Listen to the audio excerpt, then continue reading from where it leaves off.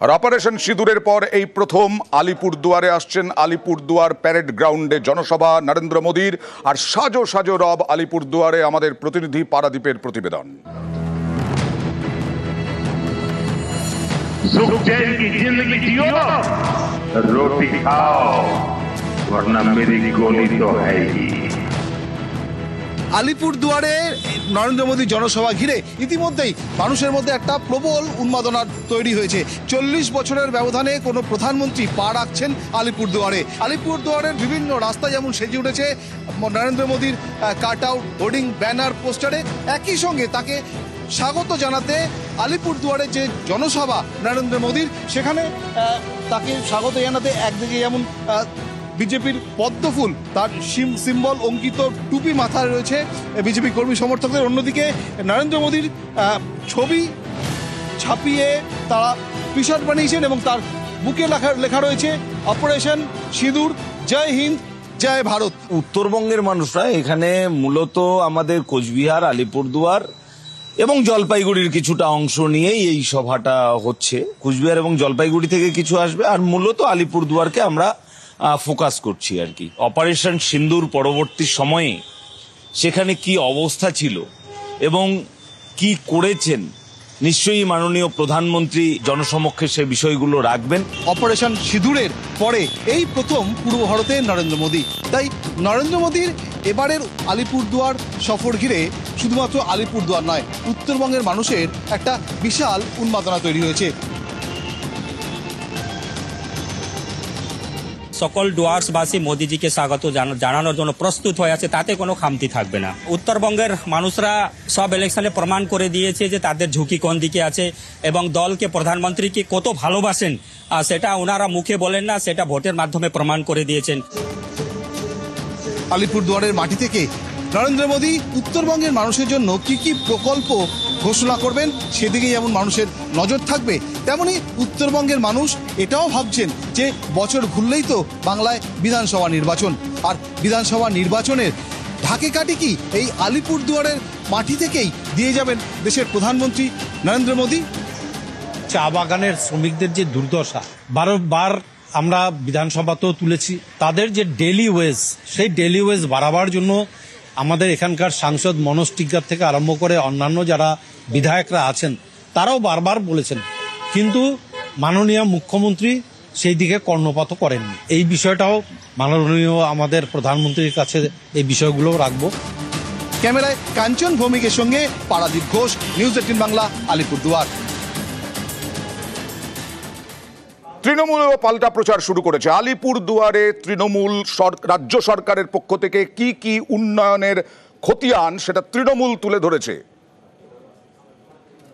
আলিপুরদুয়ার পৌরসভায় 3টি box culvert সহ বক্সা ফিডার রোডের মানোন্নয়ন 9 কোটি 31 লক্ষ টাকা।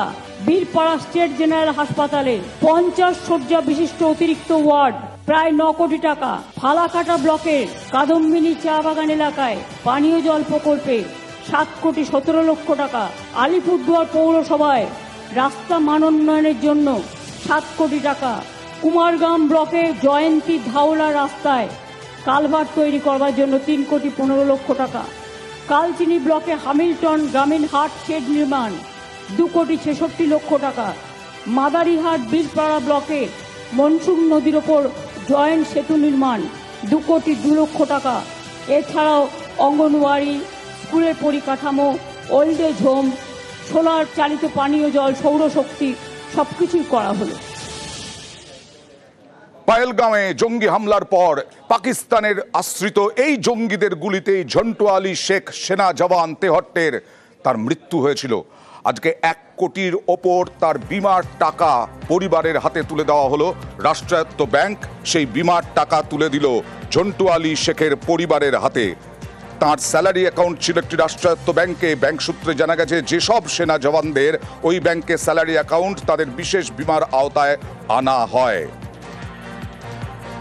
পাঞ্জাব ন্যাশনাল ব্যাংক আমার বাচ্চাদের পাশে দাঁড়িয়েছে, তার জন্য অনেক ধন্যবাদ। আমি ব্যাংকে ধন্যবাদ জানাচ্ছি, আমার ফ্যামিলির পাশে দাঁড়িয়েছে। 22 अप्रैल को पहलगाम में एक हादसा हो गया था जिसमें टेररिस्ट अटैक ने 26 भारतीयों को मार दिया था चंटू शेख जी भारत वासियों की रक्षा करते हुए शहीद हो गए। 15 दिन में हमने उनका क्लेम पास करवाया। 1 करोड़ 10 लाख का चेक देने के लिए उसको परिवार को मिलने के लिए आए हैं, सम्मानित करने के लिए आए हैं। আর মুখ্যমন্ত্রী মমতা বন্দ্যোপাধ্যায় 21শে মে সতর্ক করে দিয়েছিলেন, জনমত সমীক্ষার নামে আসলে আমাদের রাজ্যবাসীর বিভিন্ন তথ্য হাতিয়ে নিচ্ছে আর তারপরেই বিভিন্ন জেলায় জেলায় গ্রেফতার। জনমত সমীক্ষার নামে আজকেও জলপাইগুড়ি থেকে গ্রেফতার বেশ কয়েকজন।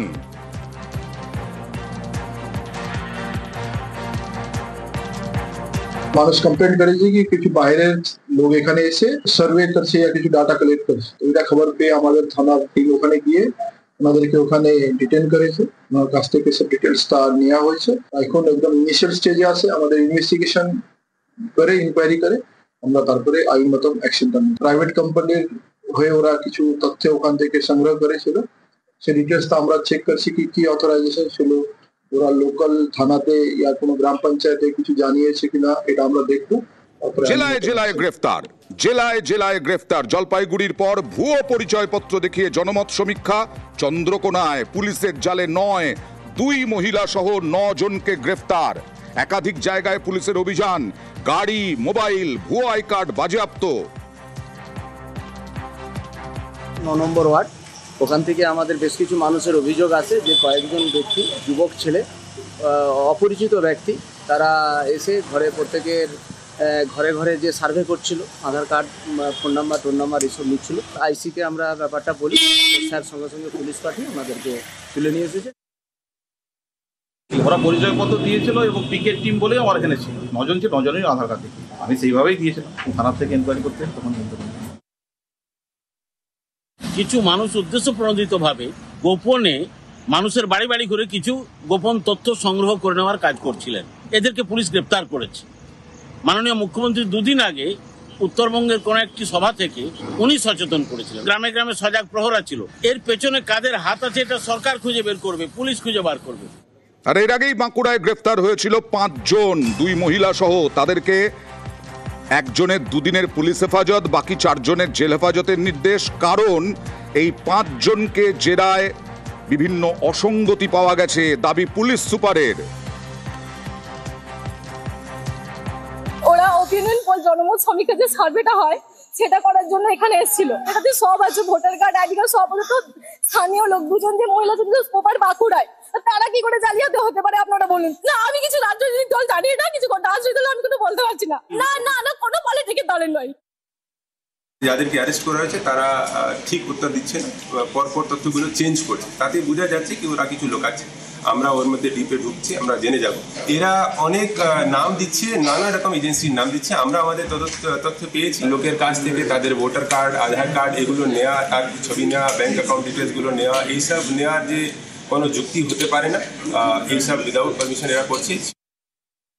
বিজেপির কোন এজেন্সি আমি তো জোর গলায় বলতে পারি। সামনে 2026-এর নির্বাচন, কত রকম উদ্দেশ্য নিয়ে আধার কার্ড যে পরিসংখ্যান, ভোটার কার্ড যে পরিসংখ্যান নিয়ে এরপর অনেক কিছু জালিয়াতি হচ্ছে, আমরা দেখেছি, আগেও আমরা লক্ষ্য করেছি। সামনে নির্বাচনকে কেন্দ্র করে অনেক রকম ভাবে শান্ত বাংলাকে অশান্ত করার চেষ্টা করছে।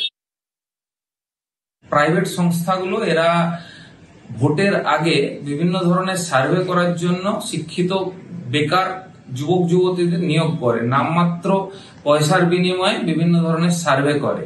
গরিব শিক্ষিত যুবকদের কিছু করার নেই, তাই তারা এইসব সংস্থায় নামমাত্র বেতনের জন্য কাজ করে যাতে তাদের রুজি রুটি চলে। প্রতারণা সংস্থা এবং অন্যান্য নাম দিয়ে, বিজেপির দালাল এই ধরনের নাম দিয়ে এরা এইসব বিভিন্ন গরিব যুবক যুবতীদের যারা কাজ করছে তাদেরকে বিভিন্নভাবে হ্যারাস করছেন। দলদাস পুলিশ দিয়ে এদেরকে অ্যারেস্ট করা হচ্ছে। আর যেটা শুরুতেই বলছিলাম, 21শে মে উত্তরকন্যা থেকে মমতা বন্দ্যোপাধ্যায় সতর্ক করে দিয়েছিলেন পুলিশ প্রশাসনকে। আরো একবার দেখাবো কি বলেছিলেন মুখ্যমন্ত্রী। আমি শুনছি অনেক বাইরের লোক, কেউ আসাম থেকে, কেউ ইধার থেকে, কেউ উধার থেকে, বিভিন্ন লোক বিভিন্ন এলাকায় ঢুকে এমনকি আমাদের সমর্থকের কাছেও তার নাম্বার, তার প্যান কার্ড নাম্বার, তার আধার কার্ড নাম্বার, তার ফোন নাম্বার, সে কি করে তার ডিটেলস নিয়ে চলে যাচ্ছে অফিসারদেরও। আমি পুলিশকে বলবো, বি অ্যালার্ট। বাইরে থেকে কোনো জঙ্গি যেন কোথাও গিয়ে শেল্টার নিতে না পারে। আর তেমনি যারা মানুষকে মিথ্যে কথা বলে মানুষের জিনিসপত্রগুলো হাতিয়ে নেওয়ার চেষ্টা করছে, অথরাইজড লোক ছাড়া কেউ কাউকে কোনো ডিটেলস দেবেন না, এরকম অনেককে ধরা হয়েছে।